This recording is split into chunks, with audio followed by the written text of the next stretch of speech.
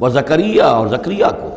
اذ نادا ربہ جبکہ اس نے پکارا اپنے رب کو، جو ہم پڑھ چکے ہیں سورہ مریم میں، رب لا تذرنی فردا وانت خیر الوارثین، پروردگار مجھے اکیلا نہ چھوڑ، میرے لیے کوئی ولی ہو، میرے کوئی اولاد ہو، وہ میرے اس مشن کو آگے لے کر چل سکے۔ وانت خیر الوارثین، یقیناً تو ہی بہترین وارث ہے۔ فاستجبنا لہ، تو ہم نے اس کی دعا کو سنا، ووہبنا لہ، اور ہم نے اسے یحییٰ جیسا بیٹا انہیں عطا کر دیا، واصلحنا لہ زوجہ، اور اس کے لیے درست کر دیا، صحت مند بنا دیا ان کی بیوی کو۔ انہم کانوا یسارعون فی الخیرات، یقیناً یہ وہ لوگ ہیں کہ جو بھلائیوں میں، نیکیوں میں بہت سرگرمی دکھاتے تھے۔ وَيَدْعُونَنَا رَغَبًا وَرَهْبًا، اور ہمیں پکارتے رہتے تھے، ہم سے دعائیں کرتے رہتے تھے، رغبت کے ساتھ بھی، توقع کے ساتھ بھی، اور رہباً خوف کے ساتھ بھی، بین الخوف والرجاء، ہماری پکڑ سے اور ہماری مواخذے سے ڈرتے بھی رہتے تھے، اور ساتھ ہی ہماری رحمت کے امیدوار بھی رہتے تھے۔ وَكَانُوا لَنَا خَاشِعِينَ، اور وہ سب کے سب ہمارے سب کے سب جو ہیں ہمارے سامنے جھک جانے والے اور ہمارا خوف رکھنے والے تھے۔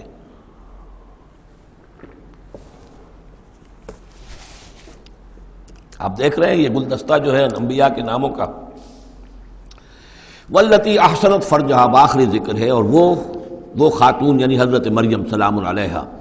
جس نے اپنی شرمگاہ کی پوری حفاظت کی، یعنی ان کی عفت و عصمت جو ہے انہوں نے اس کو پوری طریقے سے بالکل پاک دامن رہیں۔ والتی احسنت فرجہا فنفخنا فیہا من روحنا، تو ہم نے اس میں پھونک دیا اپنی روح میں سے، یہی لفظ کن جو ہے وہی ہے کہ جو ذریعہ بن گیا۔ فجعلناہا وابنہا، اور ہم نے بنا دیا اس کو بھی اور اس کے بیٹے کو بھی آیۃ للعالمین، ایک نشانی بنا دیا تمام جہان والوں کے لیے۔ ان ہذہ امتکم امۃ واحدہ، یقیناً یہ ایک ہی امت ہے، یہ ایک امت ہے تمہاری اور ایک ہی امت ہے۔ یعنی ویسے تو امت ابراہیم اور امت اسماعیل اور امت موسیٰ اور امت عیسیٰ اور امت محمد، یہ بہت سی امتیں ہیں دنیا میں، لیکن یہ جو ہے یہ سب ایک امت تھے، ایک ہی دین تھا۔ کان الناس امۃ واحدۃ،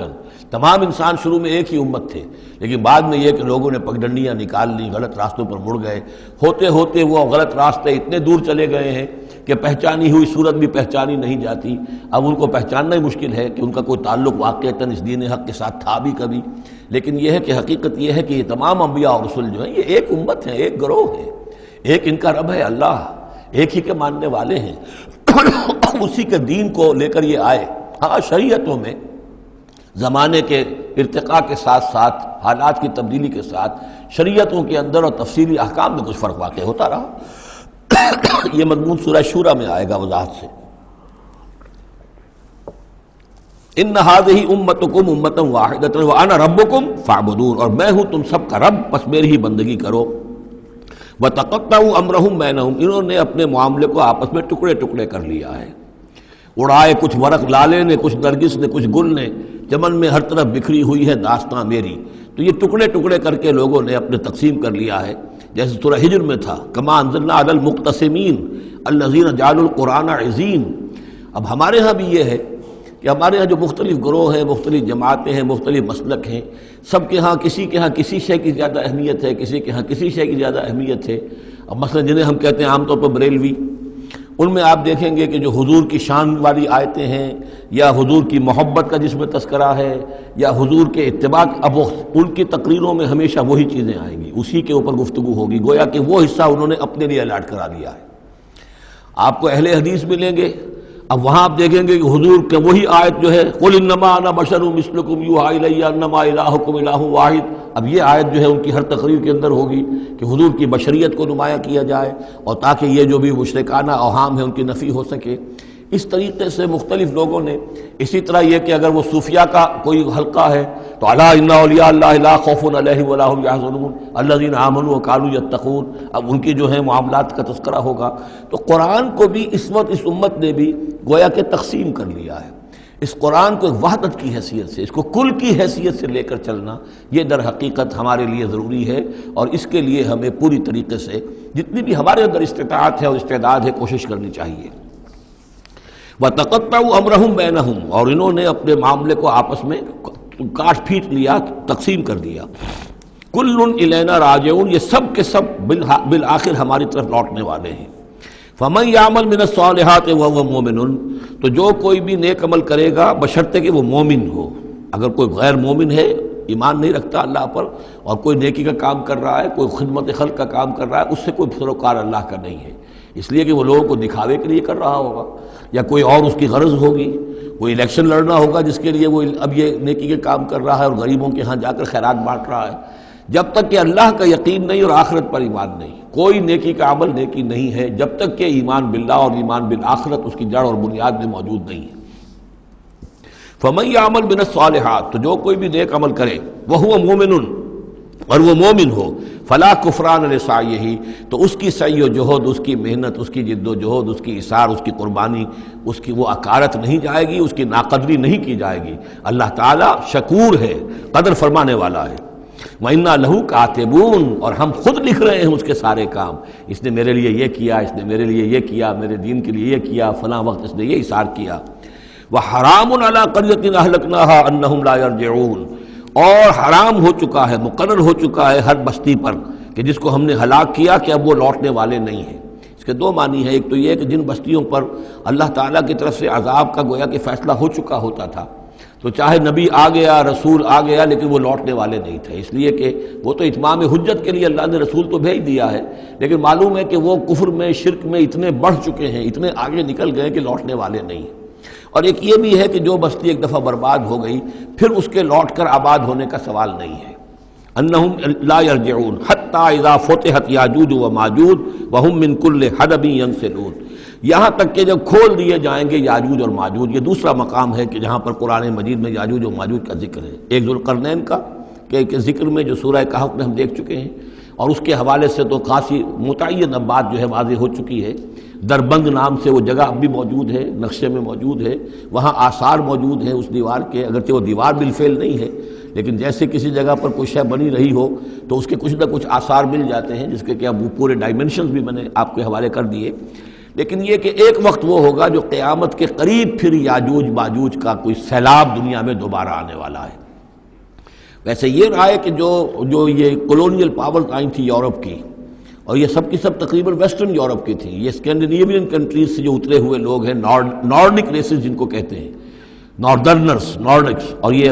ویسٹ جو ہے وائٹ اینگلو سیکسنز، یہ تقریباً انہی میں سے ہیں۔ زیادہ تر یہ لوگ آئے ہیں کہ جنہوں نے کولونائز کیا ہے افریقہ کو اور ایشیا کو۔ اس سیلاب کے بارے میں بھی یہ بات صحیح ہے کہ یہ بھی یاجوج و ماجوج ہی کا ایک سیلاب تھا۔ تو یوں سمجھیے کہ یہ مختلف مواقع پر یہ سیلاب جو ہے ان کے بند کھلے ہیں، اور انہوں نے دنیا کے اوپر جو ہے اپنے ظلم و ستم کا جو سلسلہ ہے وہ شروع کیا ہے۔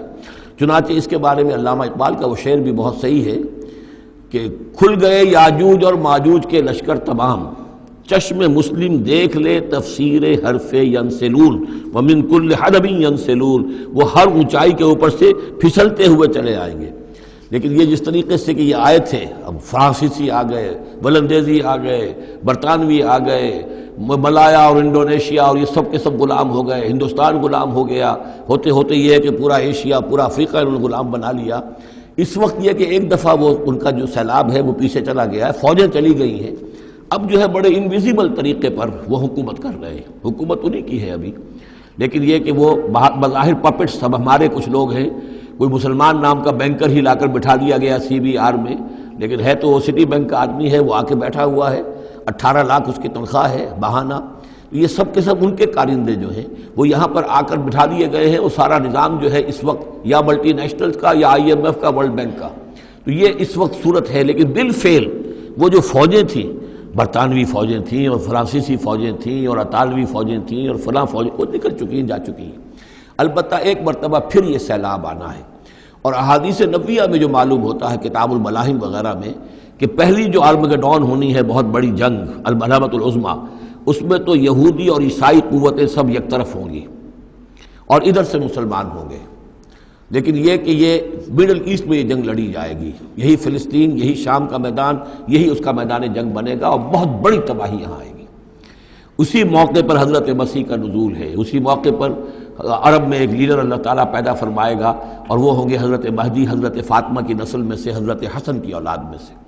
تو وہاں پر سے بھی ایک دعوت اٹھے گی، اور خراسان کے علاقے سے اور مشرقی ممالک میں اسلامی حکومت کو قائم ہو چکے گی، وہاں سے فوجیں جائیں گی، اور پھر یہ ہے کہ جب فتح حاصل ہو جائے گی ان پر حضرت مسیح علیہ السلام کی مدد سے بھی، اور وہ بھی جو معجزانہ ان کے ساتھ جو تائید ہوگی اللہ کی، ان کی نگاہ جہاں تک جائے گی یہودی پگھلتے چلے جائیں گے۔ معلوم ہوتا ہے کہ لیزر کا جو آج کل اثر ہے، تصور ہے، اللہ تعالیٰ کو بہت بڑا جو ہے وہ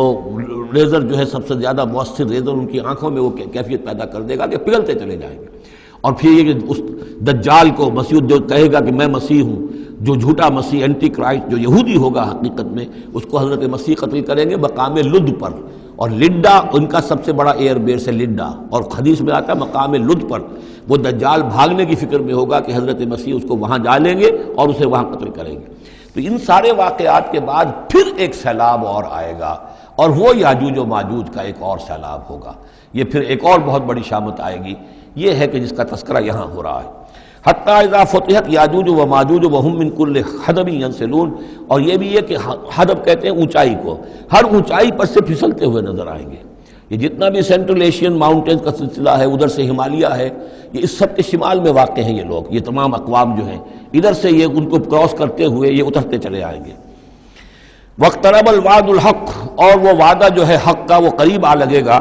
فَإِذَا هِيَ شَاخِصَةُ الْأَبْصَارُ الَّذِينَ كَفَرُوا، تو کافروں کی نگاہیں اس وقت پتھرا جائیں گی، اٹک کر رہ جائیں گی۔ خوف کی وجہ سے پھر ایسا ہوتا ہے کہ انسان کی نگاہ پتھرا جائے، ادھر سے ادھر نہ ہو۔ یا ویلنا قد کنا فی غفلۃ من ھذا، وہ کہیں گے ہائے ہماری شامت، ہم تو اس کی طرف سے غفلت ہی میں رہے، بل کنا ظالمین، بلکہ ہم انکار بھی کرتے رہے،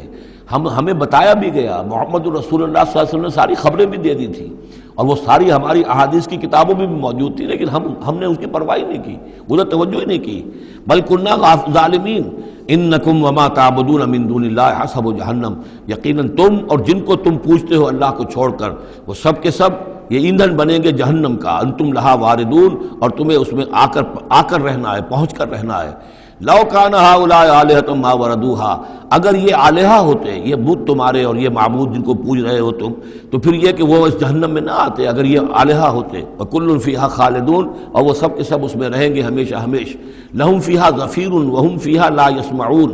اور اس کا جو وہاں چلانا ہوگا، اور اس میں یہ کہ کوئی کچھ نہ سنیں گے، انہیں کچھ بات سنائی نہیں دی جائے گی۔ ان کے معبود جو ہے، جو ساتھ ہی ان کے جل رہے ہوں گے، وہ ان کی کسی چیخ پکار کو سنیں گے نہیں۔ ان الذین سبقت لہم من الحسنی، یقیناً وہ لوگ جن کے لیے ہماری طرف سے اچھی بات کا فیصلہ ہو چکا ہے، پہلے ہی طے ہو چکا ہے، یہ جنتی ہیں، جنت میں جائیں گے،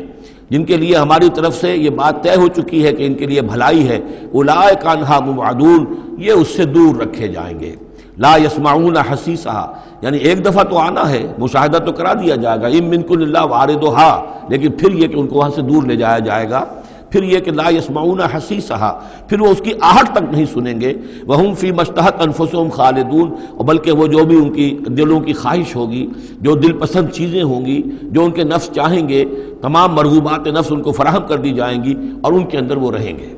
اور وہاں پر ہمیشہ ہمیش رہیں گے۔ فی ما اشتہت انفسہم، جو بھی اشتہا ہوگی ان کے جانوں کی۔ لا یحزنہم الفضل الاکبر، یہ جو فضل اکبر آنے والا ہے، جس سے کہ شروع ہو رہی ہے سورہ حج آگے چل کر، ان زلزلۃ الساعۃ شیء عظیم، یہ فضل اکبر جو ہے ان کو نقصان نہیں پہنچائے گی، انہیں حزن نہیں پہنچائے گی۔ وتتلقاہم الملائکۃ ھذا یومکم، اور ان سے فرشتے ملاقات کریں گے آ کر، ھذا یومکم الذی کنتم توعدون، یہ ہے وہ دن آپ کا جس کا آپ سے وعدہ کیا گیا تھا، آج آپ کو خلعتیں ملیں گی، انعامات سے نوازا جائے گا، آپ کی قدر افزائی ہوگی، آپ کی مہمان نوازی ہوگی۔ بارک اللہ لی ولکم فی القرآن العظیم ونفعنی وإیاکم بالآیات والذکر الحکیم۔